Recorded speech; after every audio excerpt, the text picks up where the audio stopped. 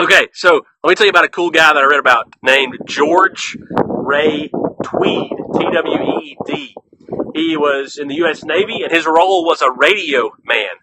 And he was stationed on the island of Guam in the late 30s on into the early 40s when World War II began.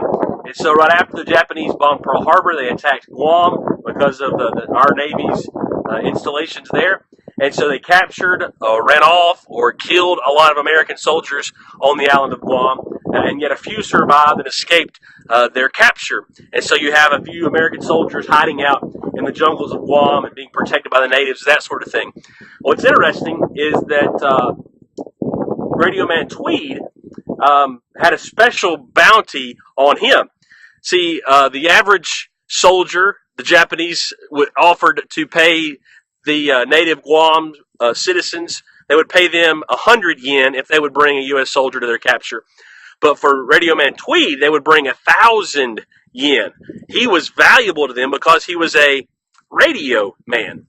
Now, what's cool about that is that as he was hiding out in the jungle, as he was hiding out on these local farms and being passed around and all that, he was able to take leftover radios and other technology that he had available, and he was able to actually pick up radio signals from the mainland, from San Francisco, from other island installations. And so he was able to hear updates on the war while he was hiding out and running from the Japanese on the island of Guam.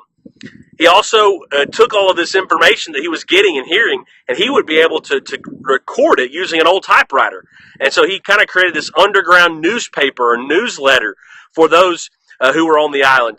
And so it eventually happened that we discovered, and the United States military discovered that he was there, and they would be able to communicate with each other about the things that he was seeing. They couldn't come rescue him yet, but he would communicate to them with mirrors and other ways. Here's where the Japanese are stationed. Avoid them here. They're doing this right now. They're stationed here. All that. And so he was really able to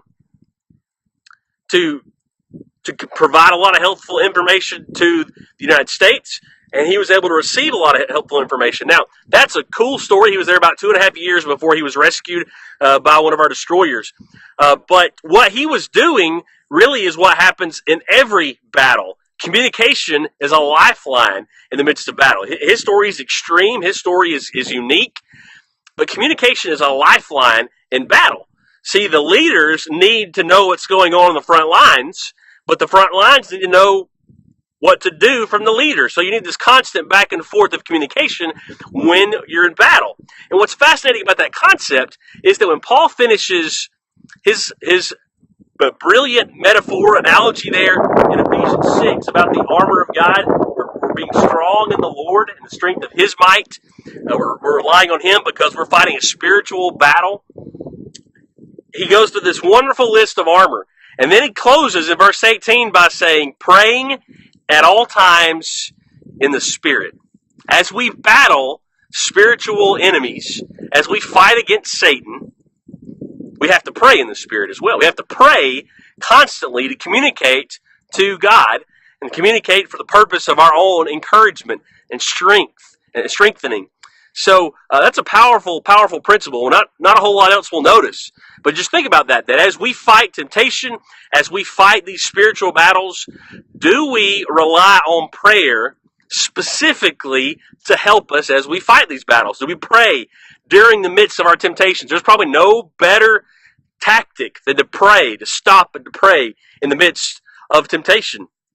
Do we pray for strength to avoid temptation, to put ourselves into wise situations that will limit temptation? Do we pray to have a heart that grows softer and softer and softer to God's will?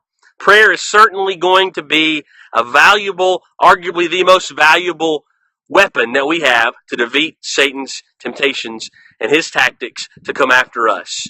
I hope you'll think about that and allow that to resonate with you, that Paul emphasizes the power of prayer within the armor of God. And it's also worth noting, we'll close on this idea, that ultimately Paul says, pray always in the Spirit.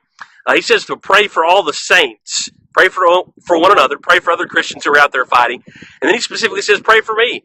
And pray that I may boldly be able to speak what I need to speak. And so there you see Paul telling us to pray, but not just pray for what we want, but to pray for the mission of God to be carried out. Pray for me to proclaim and to preach boldly. It's important that we win our spiritual battles, but Paul, I think, reminds us here, bringing this kind of back into a proper perspective, that we defeat Satan. We resist temptation so that the gospel can be spread and can be preached and taught boldly, just as God would have us to as His soldiers. Thank you for choosing to join in today. No matter when you're watching or where you're watching, hope that if you're watching on Periscope, you can give this a share or tap it for a few hearts. Appreciate your attention in that matter. If you're watching later, thank you for watching too. And either way, if you need me, please let me know. Thank you for joining in.